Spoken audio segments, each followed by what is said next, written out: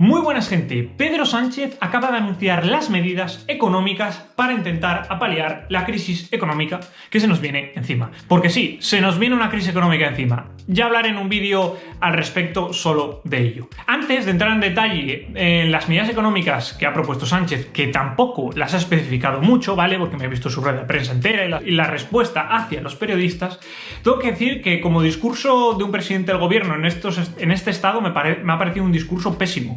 Se ha estado repitiendo 3 o 4 veces lo mismo. Yo llevaba escuchándole 5 minutos y es que me daba pereza seguir escuchándole. Se me hacía súper repetitivo, dando las gracias a los agentes sociales, a los agentes económicos, que va a requerir un esfuerzo muy grande por parte de todos. Que sí, que eso ya lo sabemos, no hace falta que lo repitas 4 veces. Y luego encima, en la ronda de preguntas, algo que no solo hace Pedro Sánchez, sino que hacen todos los políticos, porque al final eso es la política, no ha respondido a ninguna de las preguntas. Se las ha ingeniado por cada pregunta estar hablando durante 5 minutos, no miento, por cada pregunta 5 minutos de reloj, y no las ha respondido, ninguna de ellas. Algunas de ellas interesantes, como vas a ampliar el plazo de 15 días de estado de alarma, que ya te digo yo que sí, que esto va por 1 mes o 2 meses o incluso hasta el verano.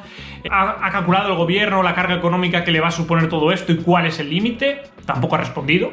No sé si porque no lo ha calculado, que me lo creo, o porque no quiere responder, que también me lo creo, por las dos, la verdad. Suscríbete. Pero bueno, vamos a lo que vamos, y vamos a mirar las medidas económicas, que básicamente se resume en 2 palabras, o 3, mejor dicho: inyección de liquidez. Y podríamos luego añadir a tope o brutal. Básicamente se va a movilizar un 20% del PIB. Os estaréis diciendo, ¿un 20% del PIB? ¿Qué es eso? Un 20% del PIB es el 20% de lo que tú o yo ganamos en un año. Es decir, si tú ganas 20.000 euros al año, el 20% de eso son 4.000 euros. Eso, en términos globales, es una burrada, es muchísima pasta. Concretamente son 200.000 millones de euros. Quedaría para escribirlo, 200.000 millones. Es un número muy grande, y si no, ponte a escribirlo en el papel. Y estos 200.000 millones de euros, ¿de dónde van a salir? Van a salir 117.000 del ente público, y el resto va a salir del ente privado. Aquí me surgen dudas, ¿de qué forma va a salir del ente privado? Porque de momento no lo ha especificado. A día de hoy que hago este vídeo, probablemente ya mañana o pasado lo publiquen más concretamente en el BOE. No lo sé, pero a día de hoy todavía no lo ha especificado. Y luego, aparte de esto, lógicamente va a aumentar el número de recursos de los cuales dispone la sanidad. Es lógico, y se van a destinar 30 millones de euros a investigación para la vacuna del coronavirus, que básicamente creo que es algo testimonial, porque si vas a movilizar 200.000 millones de euros y tú vas a destinar solo 30 a eso, hombre, queda un poco testimonial, no nos vamos a engañar. Aparte de esto, ese dinero también va a servir para pagar prestaciones sociales. ¿Qué prestaciones sociales? Primero de todo, aquella gente que esté en paro por un ERTE, un ERE, por razón del coronavirus, va a poder cobrar la prestación de desempleo. Y os estaréis preguntando, ya Javi, pero es que yo no tengo prestación de desempleo, yo no he trabajado nada en mi vida o ya se me ha acabado. No va a pasar nada porque el gobierno aún así os la va a dar, porque se entiende que es algo extraordinario. Aunque yo aquí no estoy muy de acuerdo, porque yo considero que todos nosotros, como individuos mayores de edad, si es que lo somos y me estás viendo y eres mayor de edad, que somos, tenemos una responsabilidad y no tenemos que dejarle todo el marrón a Papá Estado. Y cuando digo que tenemos una responsabilidad me refiero a que tenemos que ahorrar y que tenemos que tener un colchón para evitar este tipo de contingencias. Al igual que yo al gobierno le pido que tenga un plan de contingencia para este tipo de cosas, que no lo tiene porque estamos en déficit y cada año se gasta más de lo que se tiene, también pido a los ciudadanos que hagan lo mismo. Y yo me lo aplico a mí mismo, porque me considero una persona responsable. Lo que no puede ser es que cada vez que vengan maldadas tenga que venir Papá Estado a rescatarnos. Además, se van a destinar, no me acuerdo de cuánta cantidad era explícitamente, pero también una pequeña cantidad de eso se va a destinar sobre todo para ayudar a las personas más vulnerables en este aspecto, como son las personas de mayor edad. ¿Estas medidas van a tener efecto? Probablemente sí. Es decir, probablemente esto ayude a 1, a que el sector sanitario tenga más recursos, y 2, a calmar a los inversores. Pero yo me pregunto, ¿cuál es el coste de esto? ¿Cuál es el coste de estas medidas? Que es a donde yo voy y donde yo veo el problema, ¿vale?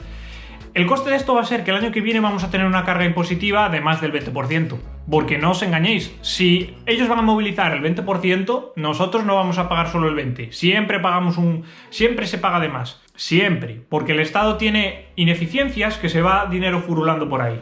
Y si no, acordaos. Aparte, me da a mí que van a aprovechar todo este caos del coronavirus para reforzarnos la idea de un estado del bienestar, de que todavía hay que gastar más en sanidad pública, de que todavía hay que gastar más en pensiones y todo este tipo de cosas. Y claro, para gastar más en algo hay que ingresar más de otro lado. Por lo tanto, más subida de impuestos. Y si ya estamos en un 43% del PIB, es decir, 43% del dinero que se recauda o que se genera lo gestiona el Estado, pues con esto iremos todavía más. Entonces, desde el punto de vista liberal, como es mi caso, yo esto lo veo como una derrota.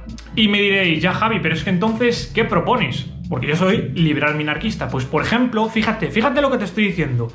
Estoy de acuerdo en que tengas que aumentar liquidez, estoy de acuerdo en que tengas que aumentar el número de recursos de la sanidad pública, pero es que para eso un Estado tiene que estar preparado. Y vuelvo a la responsabilidad que os había comentado. Yo me considero alguien responsable.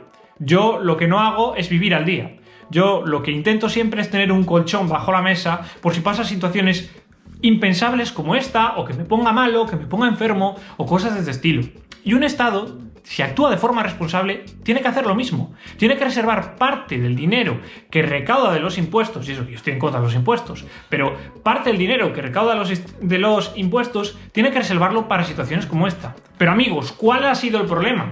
Que España no tiene ese dinero. Porque España debe ahora mismo el 100% del PIB. España debe todo lo que gana y genera en un año. Eso es lo que debe España a día de hoy. Y con esto lo va a aumentar un 20%. Y luego, ojo, acordaos de mis palabras. Para el año que viene, el PIB que gestiona el Estado o el déficit del Estado no va a bajar ese 20% exclusivo que se ha destinado ahora al coronavirus. Se va a quedar algo residual. Probablemente baje un 17, un 15%. Pero ya tenemos un 5% más de déficit estructural. Ya está.